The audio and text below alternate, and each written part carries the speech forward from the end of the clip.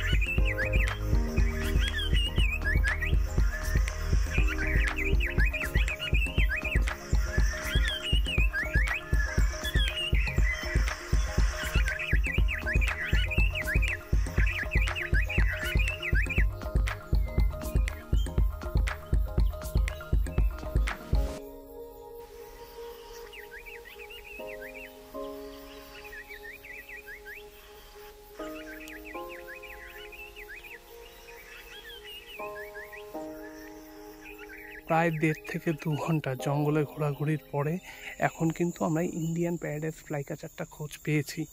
উপরেই ওড়াউড়ি করছে, male female দুটোই আছে। মেলটার লেজটা একটু লম্বা, ফিমেলটার লেজটা ছোট। এবং একটা জিনিস একটু বলে রাখি, সেটা হচ্ছে ন্যাচারালি আমরা বিভিন্ন গুগল বা এবং ইউটিউবে ইন্ডিয়ান প্যারাডাইস ফ্লাইক্যাচারকে যেভাবে চিনে এসেছি, সেটা হচ্ছে কালো মাথা, সাদা শরীর, লম্বা লেজ।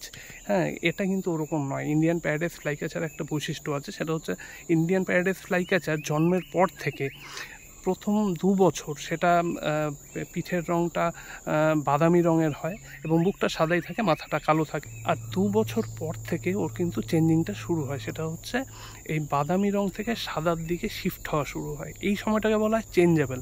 এই সময় মানে এখন যে প্যারাডাইস ফ্লাইক্যাচারটা আমরা দেখতে পাচ্ছি এটা চেঞ্জেবল।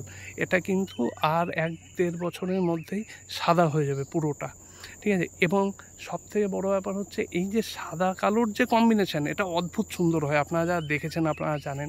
হ্যাঁ, কিন্তু এটা খুব রেয়ার দেখা যায়, খুব কম দেখা যায়। তো যাই হোক, আমরা এই প্যারাডাইস ফ্লাইক্যাচারটাকেই ফলো আপ করবো, দেখি ওর নতুন কোনো নেস্টিং পাওয়া যায় কিনা। যদি নেস্টিংটা পাওয়া যায় তাহলে তো দারুণ ব্যাপার। তাহলে চলুন শুরু করা যাক।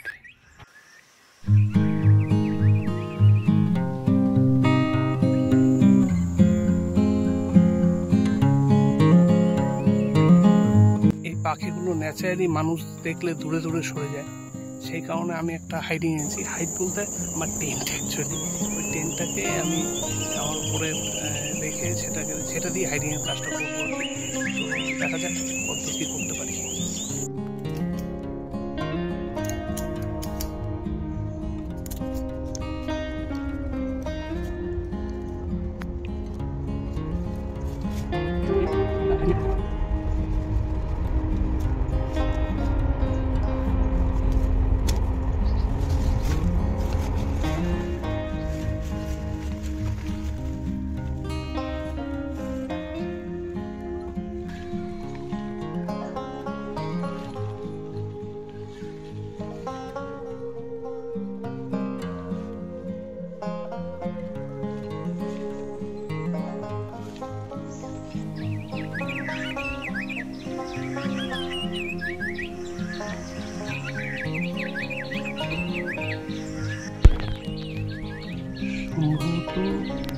নেস্টিংও করেছে এখানে, কারণ আমি দূর থেকে হালকা দেখতে পাচ্ছি। চলুন একটু এগিয়ে যাওয়া যায়, তারপরে আর একটু স্পষ্ট আছে।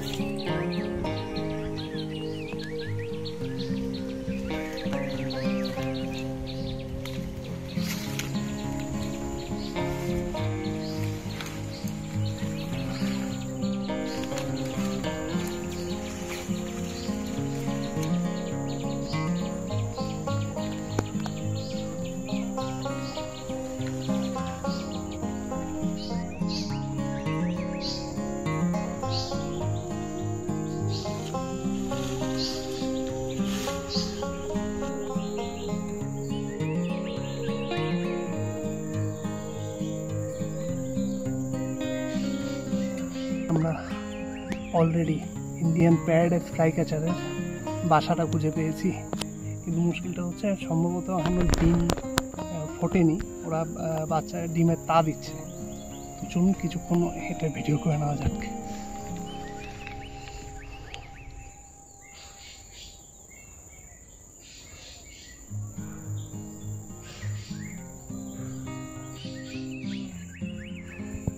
বন্ধুরা, already male Indian paradise fly ক্যাচারটা নেক্সটে এসে কিন্তু বসেছে। এখন একটু ওয়েট করা হচ্ছে ফিমেলটা কখন আসে।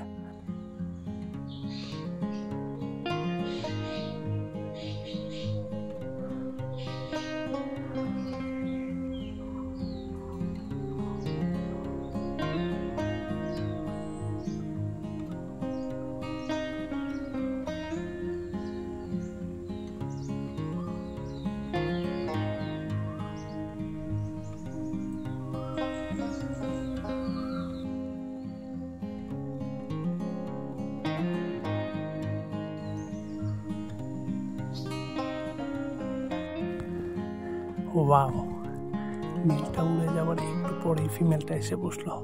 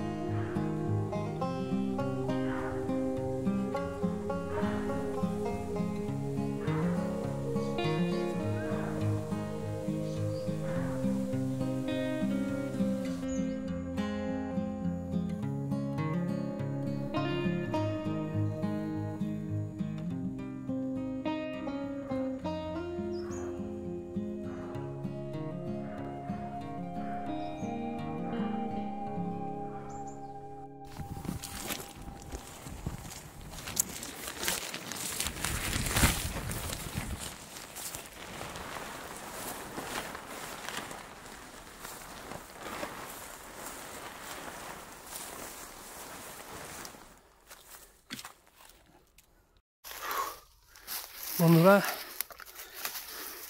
আজকে মারাত্মক গরম, আর এই গরমের মধ্যেই 2.5-3 ঘন্টা টেন্টের মধ্যে থেকে ভিডিওটা করতে হলো। কেননা আমার ভিডিও করতে গিয়ে যদি পাখিদের কোনো ডিস্টারবেন্স হয় তাহলে পরে সেটাও কোনো রকম ভালো কাজ বলে আমি মনে করি না, আর এটা করা উচিতও নয়। তার যাকে যদি ভিডিওটা ভালো লাগে তাহলে প্লিজ চ্যানেলটাকে like, comment, share and subscribe করতে ভুলবেন না।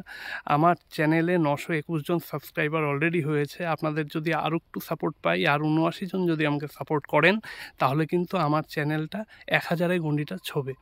তো যাই হোক, আশা করছি যে আপনাদের সাপোর্ট আমি পাবো, আমার এফোর্ট আপনাদের ভালো লাগবে, এই আশা রেখে আমি আমার ভিডিও এখানেই শেষ করছি। আপনারা প্রত্যেকে ভালো থাকবেন, সুস্থ থাকবেন, আর পরবর্তী ভিডিওতে আমি দেখানোর চেষ্টা করব যে যদি মানে ডিম ফুটে বাচ্চাগুলো যদি হয়, সাকসেসফুলি যদি ডিম ফুটে বাচ্চাগুলো হয়, তাহলে পরে মা কীভাবে বাচ্চাদের খাওয়াচ্ছে এটাও আমি আপনাদের কিন্তু দেখাবো।